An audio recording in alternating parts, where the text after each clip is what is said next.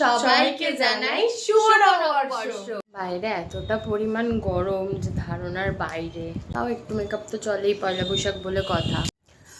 এমনি সময় হোক না হোক, কিন্তু কোনো অকেশনে হতেই লাগবে, বছরের শুরুতেই এই যে কি বলবো, এটা তো আমাকে লাগাতেই হবে। তো ময়শ্চারাইজার মাখার পরে জাস্ট হালকা করে একটু ফেস পাউডার দেবো, কারণ ফাউন্ডেশন লাগানোর ক্ষমতা নেই আমার এখন, মানে আমি ওই রিক্স। তারপরে একটু আইলাইনার না দিলে চোখটা কেমন লাগে না? আমাদের কালা জাদু করার মেন জিনিসটাই তো আমাদের চোখ, তাই না? তারপরেই মাস্কারা।